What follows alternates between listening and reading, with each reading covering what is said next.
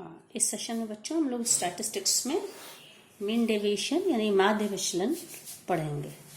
तो आप देखिए मीन डेविएशन या माध्य विचलन होता क्या है। Mean deviation about the central value A is the mean of the absolute values of the deviations of the observations from ए।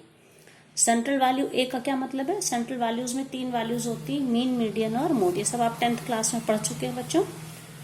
तो कोई भी हमको डाटा दिया है, उसकी अगर कोई सेंट्रल वैल्यू मान लीजिए जैसे मीन मैंने निकाल लिया, फिर उसके बाद absolute values of the deviation of the observations from A, मतलब उस डाटा में अगर मैंने मीन निकाला है तो हर वैल्यू का मीन से डेविएशन क्या डिफरेंस है ये निकालेंगे।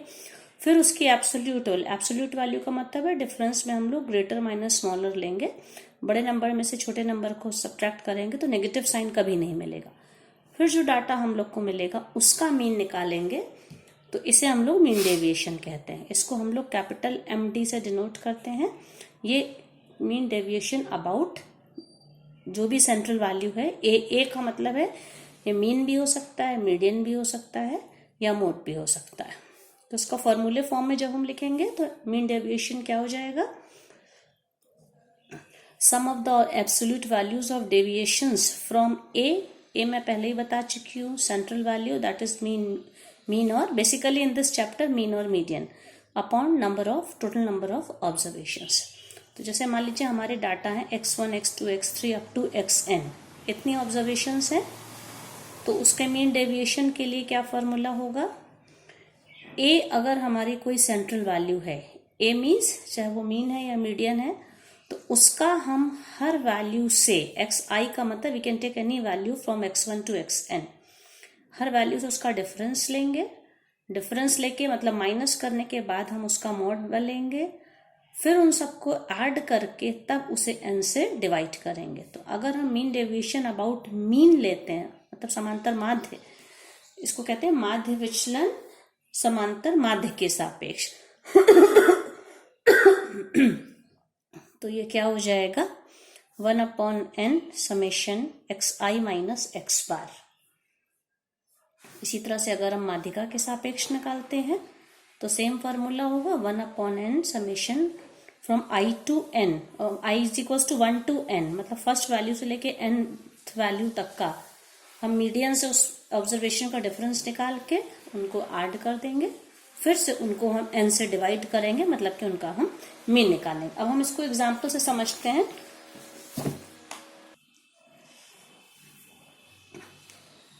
जैसे बच्चों देखिए ये क्वेश्चन दिया हुआ है, find the mean deviation about the mean of the following data. मतलब ये देखिए x1, x2, x3, x4, x5, x6, x7, x8 8 values हैं यहाँ पे।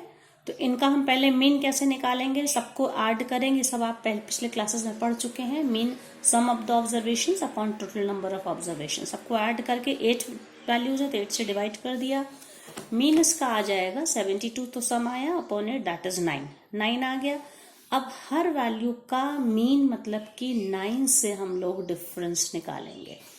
तो क्या मतलब हो गया? देखिए फर्स्ट वैल्यू 6 है, 6 minus 9, 7 minus 9, 10 minus 9 and so on, ये दिया हुआ। देखिए सबको हर वैल्यू को हम लोग ने वो वैल्यू पहले लिखेंगे, 9 बाद में। तो इस तरह से जब हम लोग लेंगे तो हमें कुछ नेगेटिव और कुछ पॉजिटिव वैल्यूज मिलेंगी। लेकिन एब्सोल्यूट वैल्यू का मतलब है इन सबके माइनस साइन को छोड़ देंगे, विदाउट माइनस साइन हम सबको लिखेंगे। ये हमारा क्या है? xi माइनस x बार का मॉड। देखिए ये मॉड का मतलब है इसका निरपेक्ष मान जिसको कहते हैं, या एब्सोल्यूट वैल्यू, ये आ गई। अब इन डाटा का ये सारे डेविएशंस हैं, ये हैं डेविएशन अबाउट द मीन। हमें कितने डेविएशंस मिले? 8 डेविएशंस मिले। इनका जब हम मीन निकालेंगे, मतलब इन सबको ऐड करके 8 से डिवाइड करेंगे, तो उसका सिंबल ये होगा ना, ऐड करने के लिए समेशन लगाएंगे। 8 वैल्यू को ऐड किया, फिर उनको 8 से डिवाइड किया, तो आंसर आया 2.75। ये है mean deviation about the mean. ठीक है, तो ये तो पहला क्वेश्चन था। हम डायरेक्ट भी ये स्टेप को जरूर नहीं दिखाना, हम डायरेक्ट ये डेविएशंस ऐसे ही दिखा सकते हैं, फिर उनका मीन निकाल सकते हैं। अब एक देखिए मीडियन का मैं क्वेश्चन ले रही हूँ। ये है the mean deviation about the median, ये हम निकालना है, ये ऑब्जर्वेशन है। तो मीडियन के लिए बच्चों आपको याद होगा सबसे पहला काम क्या करते हैं, नंबर्स को असेंडिंग ऑर्डर में अरेंज करते हैं। असेंडिंग ऑर्डर में अरेंज किया, फिर देखते हैं हमारा जो टोटल नंबर ऑफ वैल्यू मतलब कैपिटल एन की वैल्यू, नंबर ऑफ ऑब्जर्वेशंस हैं कितनी, ठीक है। तो हमारे पास ये देखिए 11 ऑब्जर्वेशंस इस एग्जाम्पल में, टोटल ये 11 नंबर्स हैं। ऑड है, जब ऑड रहता है तो क्या फॉर्मूला होता है मीडियन के लिए, जो भी मान लीजिए एन ऑब्जर्वेशन है, if n is an odd number n + 1/2th term, तो मतलब हमारे पास टोटल 11 टर्म्स हैं, तो 11 + 1 12, 12/2 दैट इज 6th ऑब्जर्वेशन। इस इंक्रीजिंग ऑर्डर में जो डाटा है इसकी 6th ऑब्जर्वेशन कौन सी है, देखिए 9 है ये। तो मीडियन पता चल गया। अब हम लोग हर वैल्यू को मीडियन मतलब कि 9 से माइनस करेंगे। 3 - 9, फिर 3 - 9, 4 - 9, 5 - 9, सो ऑन अप टू 21 - 9। और जहां पर भी माइनस साइन मिलेगा उनको छोड़ के विदाउट मतलब की एब्सोल्यूट वैल्यू या निरपेक्ष मान को लिख लेंगे। तो ये हो गया हमारा डेविएशन फ्रॉम द मीडियन सारे डाटा का। ये डेविएशन है मतलब कि मीडियन से माध्यिका से सबका डिफरेंस है। अब मीन डेविएशन क्या होगा, इन सब नंबर्स का मीन मतलब कि इन सबको ऐड करके और हम किससे डिवाइड कर देंगे, हम 11 से। तो इसी को सिंबॉलिक फॉर्म में ऐसे लिखते हैं, इनका सम आया 58, 58 को 11 से डिवाइड किया तो 5.27। ये तो अनग्रुप्ड डाटा हो गया। अब इसके बाद हम लोग, आप लोगों ने ये समांतर माध्य या मीन निकालने के, अरिथमेटिक मीन निकालने के आप लोगों ने कई मेथड पढ़े। एक तो डाटा जब ग्रुप्ड होता है, जब उसमें क्लास इंटरवल्स होते हैं, तो ये सारी वैल्यूज आप लोग क्लास 10th में पढ़ चुके हैं। तो अब हम लोग कुछ क्वेश्चंस ग्रुप्ड डाटा के लेते हैं। अब देखिए बच्चों, एक ये क्वेश्चन है जिसमें ये है ग्रुप्ड डाटा है, मतलब आपको ये क्वेश्चन इस तरह से मिलेगा, जैसे इस फॉर्म में दिया रहेगा। इसको मैंने, ये जो इन्फॉर्मेशन थी मैंने ऐसे लिख ली है। ये है मार्क्स ऑब्टेन्ड हैं, कुछ बच्चों के हैं, 40 बच्चे हैं, 40 स्टूडेंट्स हैं, और जिनमें की और उनमें 40 स्टूडेंट को इस इंटरवल के बीच मार्क्स मिले हैं। जैसे 10 to 20 बच्चों को, 2 बच्चों को 10 से 20 के बीच मार्क्स मिले हैं, 3 को 20 to 30 एंड सो ऑन।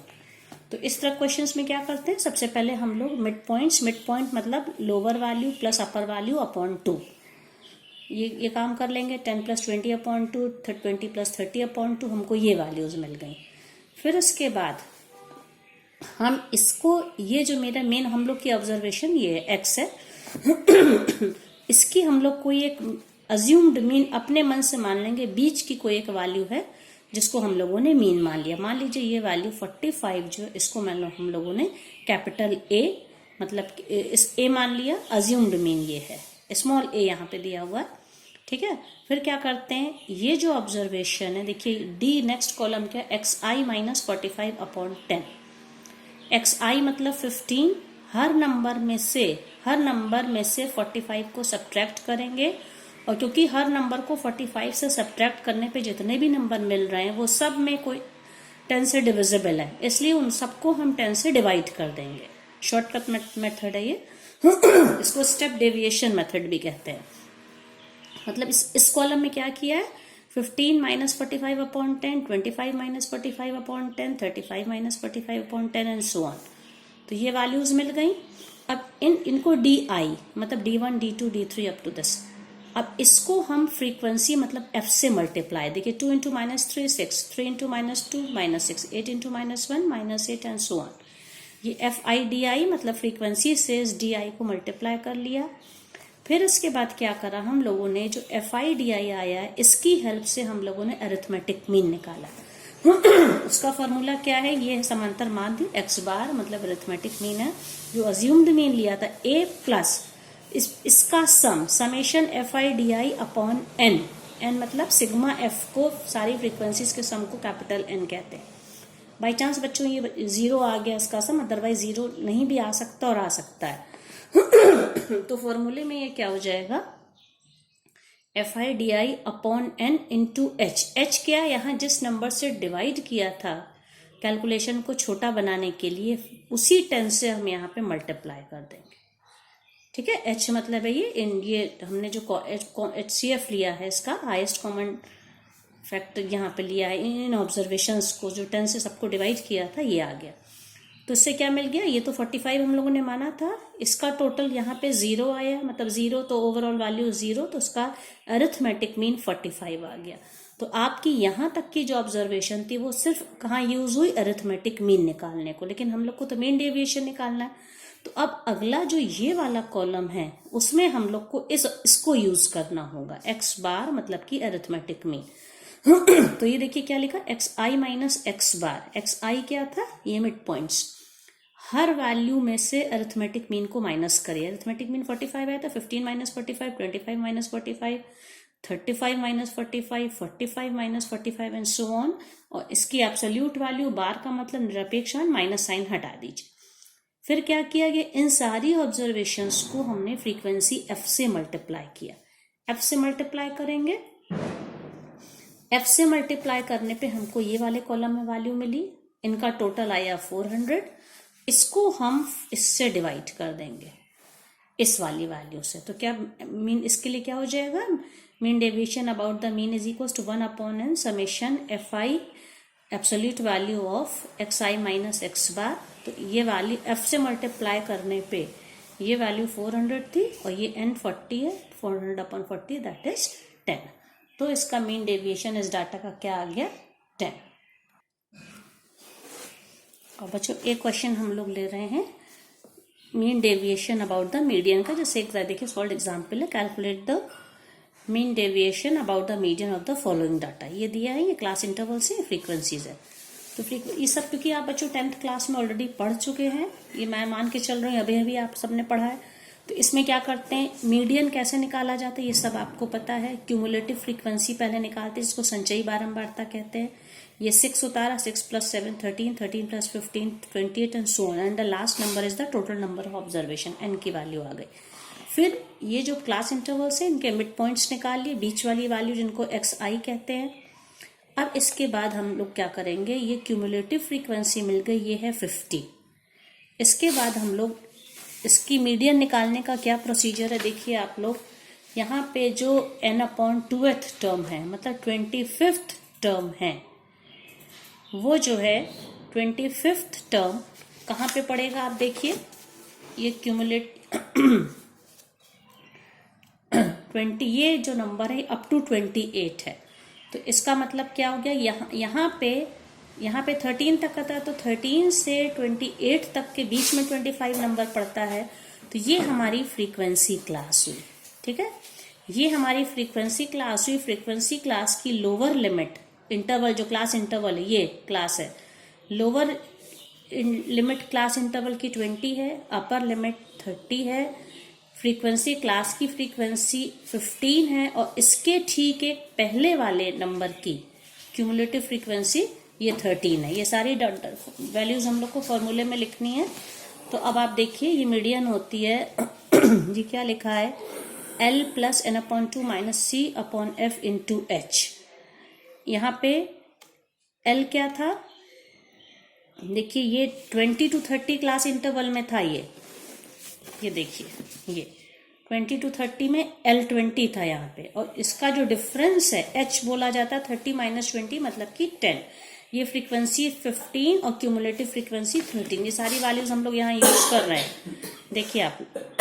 तो ये क्या हो जाएगा, L की जगह पे 20, n/2, n कितना आया था, 50 था, तो n/2 मतलब 25, n और -C, उसके एक पहले की जो क्यूमुलेटिव फ्रीक्वेंसी थी वो 13 थी, अपॉन उस क्लास की ये जो 25 जिस उसमें आया था, आप देखिए ये 25 इस वाले में आया था, ये 13 से 25 के वाली 28 के बीच की वैल्यू में 25 पड़ता है। इस क्लास की फ्रीक्वेंसी 15, इसके पहले की क्यूमुलेटिव फ्रीक्वेंसी 13, ये लोअर लिमिट, और ये इसका जो डिफरेंस है 20 to 30 का 10। ये सारी वैल्यूज हम लोगों ने यहाँ पे रखी हैं। C है क्यूमुलेटिव फ्रीक्वेंसी थी 13 थी, और ये H था जो क्लास इंटरवल था 10 का था। ये पूरी वैल्यू रख के सॉल्व करने पे हम लोग का मीडियन आ गई 28।